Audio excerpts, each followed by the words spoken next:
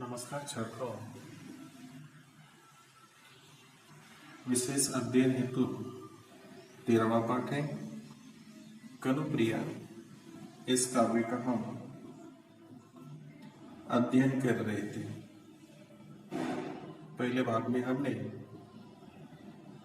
सेतु में और अमंगल छाया इस सर्ग में देखा है धर्मवीर भारती कनुप्रिया यानी कि कन्हैया की प्रिय सखी राधा, जो महाभारत के युद्ध संबंधी राधा कृष्ण से कहीं सवाल करती है।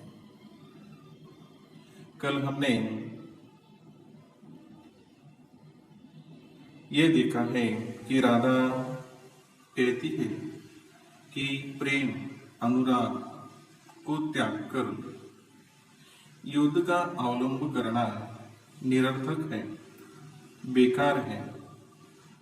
उसे लगता है कि कृष्ण ने उसके प्रेम को साध्य न मानकर साधन माना है। उसके सिर पर पैर रखकर, राधा के सिर पर पैर रखकर कृष्ण आगे बढ़े और महानायक बने। आधुनिक काल में ही मानव की ऐसी ही स्थिति है, जो उच्च शिखर पर चाहते हैं।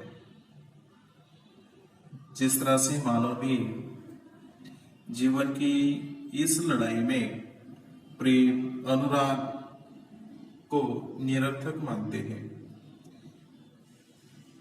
उसे तुच्छ मानते हैं और उच्च शिखर पर पहुंचने पर सारे रिश्ते नाते उसे निरर्थक बेकार लगते हैं और इस रिश्ते से बहुत पीछे छूट जाता है हमारा यह रिश्ता।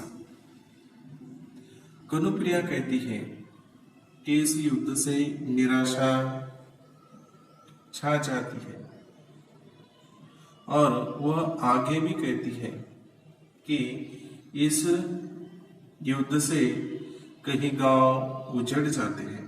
जिस तरह से महाभारत में जब युद्ध हुआ था, कहीं गांव उजड़ गए थे। इस युद्ध में जो भी जिसकी भी जय पराजय हुई हो, लेकिन जो युद्ध में लड़ने वाले जो सैनिक हैं वे भी मारे गए हैं। उसके घरों में भी निराशा छाई हुई है।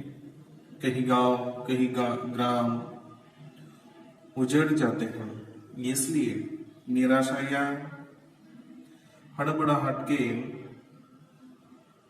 क्षणों में कनुप्रिया उदास होती है, परंतु स्वयं को समझाती है कि 18 अक्षौहिणी सेनाएं जिसके पास थी,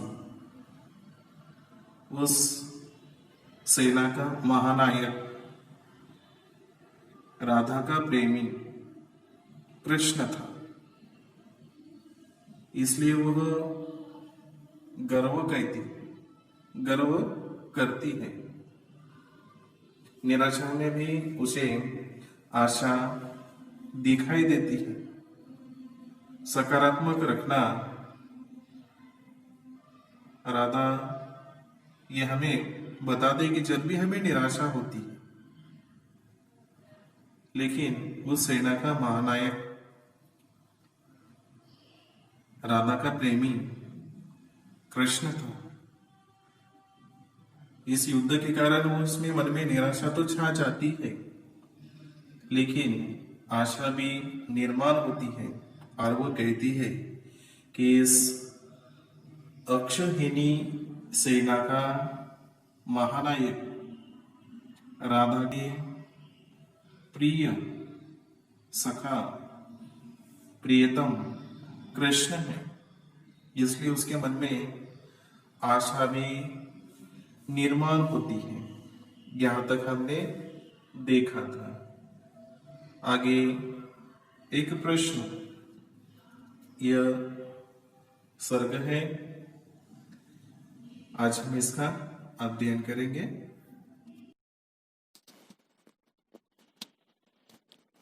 धर्मवीर भारती की रचना कनुप्रिया। कनुप्रिया यानी कि कन्या की प्रिय सखी ए राधा। पहला सर्ग था अमंगल छाया। ये हमने पहले भाग में देखा है। आज दूसरे भाग में दूसरे पार्ट में एक प्रश्न, इसके संबंधी अध्ययन करेंगे। अच्छा मेरे महान कनु, मान लो कि क्षण भर को मैं यह स्वीकार लूं, मैं यह स्वीकार लूं कि मेरे ये सारे तन्मयता के गहरे क्षण सिर्फ भावावेश थे, सुकोमल कल्पनाएं थी, रंगे हुए अर्थहीन आकर्षक शब्द थे।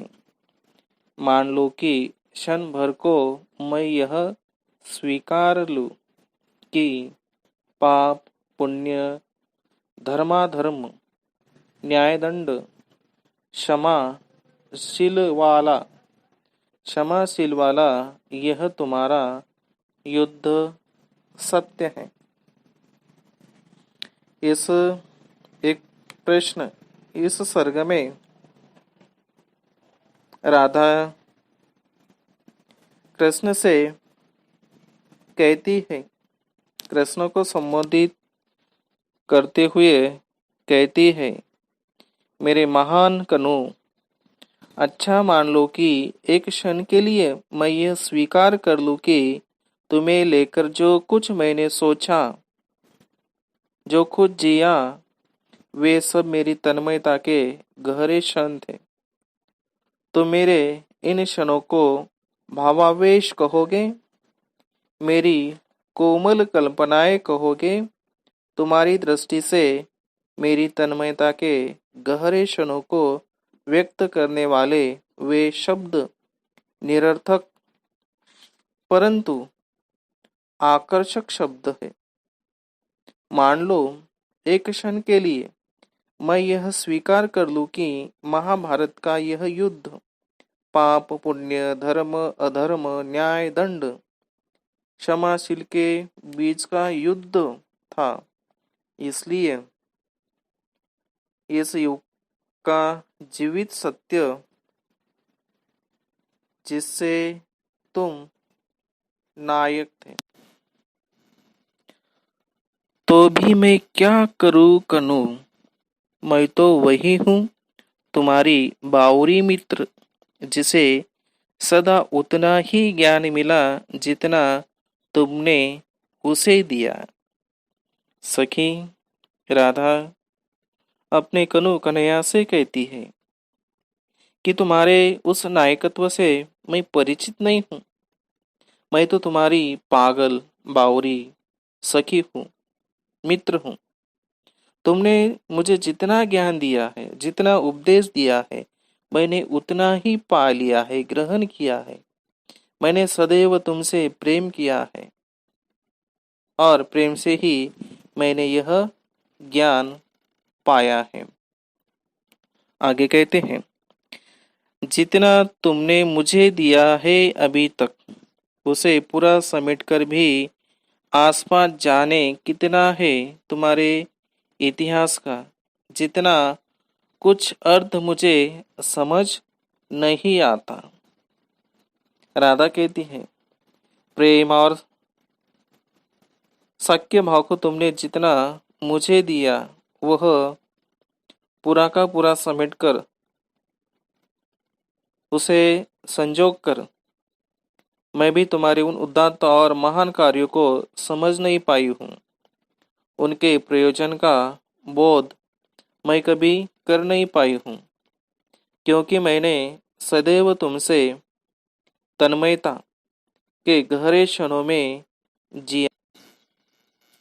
आगे देखते हैं,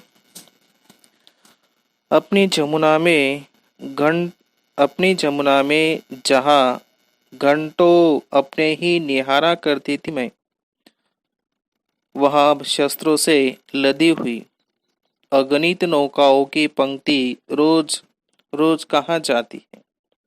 धारा में बह बहकर आते हुए टूटे रथ, जर्जर पताकाएं किसकी हैं।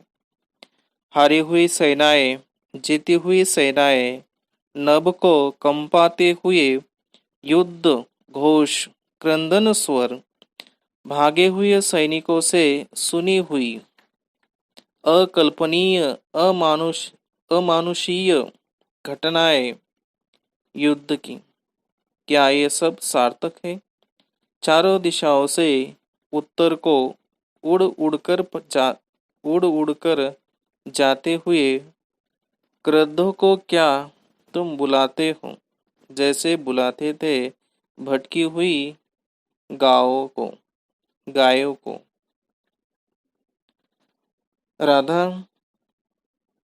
कहती है कि यमुना के तट पर बैठकर जिस यमुना नदी में मैंने स्वयं को निहारा है और तुमसे इस यमुना नदी के तट पर मैं खो भी जाती थी, तुम्हें देखकर खो जाती थी।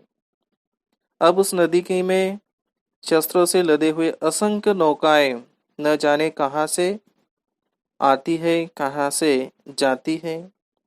उसी नदी की धारा में बहकर आने वाले टूटे रथ और फटी पताकाएं किसकी है? हे कनु, हे कृष्ण, महाभारत का वह युद्ध जिसके कर्णधार तुम स्वयं को समझते हो, वह कुरुक्षेत्र जहाँ एक पक्ष की सेनाएं हारी, दूसरे पक्ष की सेनाएं जीती, जहाँ गगन में भेदी युद्ध घोष होता रहा, जहाँ क्रंदन स्वर गूंजता रहा, जहाँ अमानवीय और क्रूर घटनाएं घटित हुई और उन घटनाओं से पलायन किए सैनिक बता रहे हैं कि क्या यह सब सार्थक है कनु? ये गिद्ध जो चारों दिशाओं से उड़ उड़कर उत्तर की दिशाओं की ओर जाते हैं, क्या उनको तुम बुलाते हो जैसे भटकी हुई गायों को बुलाते थे? आगे देखते हैं। जितनी समझ तुमसे अब तक पाई है कानू, जितनी समझ तुमसे अब तक पाई है कनु, उतनी बटोर कर भी जितना कुछ है जिसका कोई भी अर्थ मुझे समझ नहीं आता है। इस पद में कन्हैया की प्रिय सखी राधा कनु से कहती है, मैंने जो कुछ समझा, जो कुछ समझ लिया, वह समझ मैंने तुमसे ही पाई है।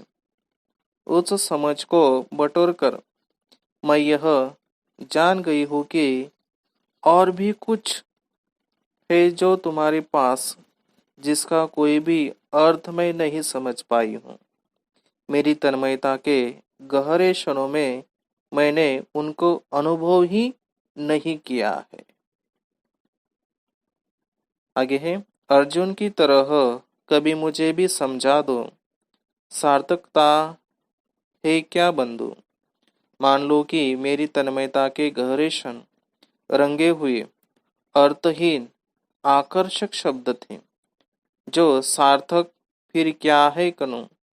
पर इस सार्थकता को तुम मुझे कैसे समझाओगे कनु? राधा कृष्ण से कहती है कि हे कनु, जिस तरह तुमने कुरुक्षेत्र के युद्ध मैदान पर अर्जुन को युद्ध का प्रयोजन समझाया, युद्ध की सार्थकता का पाठ पढ़ाया, वैसे ही मुझे भी तुम युद्ध की सार्थकता समझाओ। यदि मेरे तन्मयता के गहरे क्षण तुम्हारे दृष्टि से अर्थहीन परंतु आकर्षक थे, तो तुम्हारी दृष्टि से सार्थक क्या है? इस तरह से एक प्रश्न राधा कृष्ण से कहती है। अगला है शब्द अर्थहीन। शब्द अर्थहीन। शब्द शब्द मेरे लिए सब अर्थहीन है यदि वे मेरे पास बैठकर तुम्हारे कांपते अधरों से नहीं निकलते। शब्द शब्द शब्द। कर्म स्वधर्म निर्णय दायित्व मैंने भी गली गली सुनी है ये शब्द। अर्जुन ने इनमें चाहे कुछ भी पाया हो, मैं इन्हें सुनकर कुछ भी नहीं पाती प्रिय। सिर्फ राह में ठिठक कर तुम्हारे उन अधरों की कल्पना करती हूँ जिनसे तुमने यह शब्द पहली बार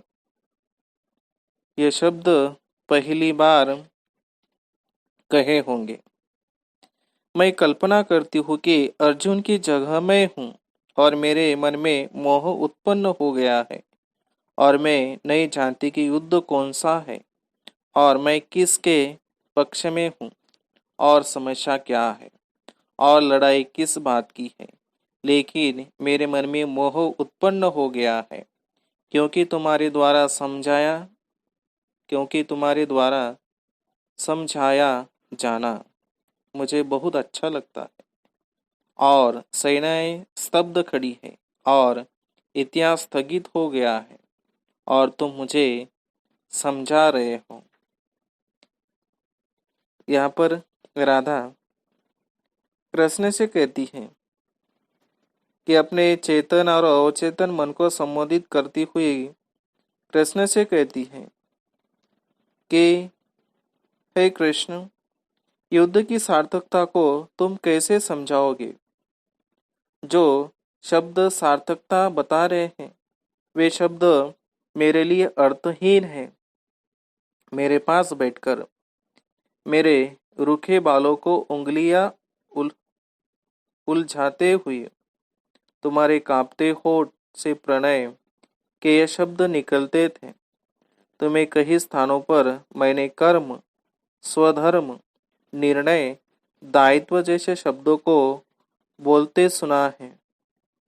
मैं नहीं जानती कि अर्जुन ने इन शब्दों को क्या पाया है, लेकिन मैं इन शब्दों को सुनकर भी अर्जुन की तरह कुछ पाती नहीं हूँ। मैं राह में रुककर तुम्हारे उन अधरों को कल्पना करती हूँ जिन अधरों से तुमने प्रणय, प्रेम के वे शब्द पहली बार कहे थे, जो मेरी तन्मयता के गहरे क्षणों में साक्ष्य बन गए थे। धर्मवीर भारती आगे कहते हैं, कर्म स्वधर्म निर्णय दायित्व शब्द शब्द शब्द मेरे लिए नितांत अर्थहीन है। मेरे लिए नितांत अर्थहीन है। मैं इन सबके परे अपलक तुम्हें देख रही हूँ। हर शब्द को अंजूरी बनाकर बूंद बूंद तुम्हें पी रही हूँ। बूंद बूंद तुम्हें पी रही हूँ और तुम्हारा तेज मेरे जिस्म के एक एक मूर्छित संवेदन को धधक रहा है और तुम्हारे जादू भरे होठों से रजनीगंधा के फूलों की तरह टप टप शब्द झर रहे हैं, एक के बाद एक, एक के बाद एक के बाद। इसका भावार्थ देखेंगे। राधा अपने मनोभाव को व्यक्त करते हुए कहती है और कल्पना करती हुई अर्जुन के स्थान पर मैं हूँ और मेरे मन में यह मोह उत्पन्न हो गया है। जिस प्रकार तुमने अर्जुन को युद्ध भूमि में सार्थकता समझाई, उसी प्रकार मैं भी तुमसे समझना चाहती हूँ। मैं यह भी नहीं जानती कि यह युद्ध कौन सा है, यह युद्ध किसके बीच हो रहा है, मुझे किसके पक्ष में होना चाहिए। लेकिन मेरे मन में यह मोह उत्पन्न हुआ है, क्योंकि तुम्हारा समझाया जाना, समझाते हुए बोलना मुझे बहुत अच्छा लगता है। जब तक मुझे समझाते हो और समझाते समय ये युद्ध रुक गया हो, सेनाएं खड़ी रह गई हैं और इतिहास भी रुक गया है, और तुम मुझे समझा रहे हो, तुम मुझे समझा रहे हो। आगे कहती है कनु, लेकिन कर्म, स्वधर्म, निर्णय, दायित्व जैसे शब्दों को तुम कहते हो वे मेरे लिए नितांत अर्थहीन है, क्योंकि यह शब्द मेरी तन्मयता के गहरे क्षणों के शब्द नहीं है। इन शब्दों के परे तुम्हें अपनी तन्मयता के गहरे क्षणों में देखती हूँ कि तुम प्रणय की बातें कर रहे हो।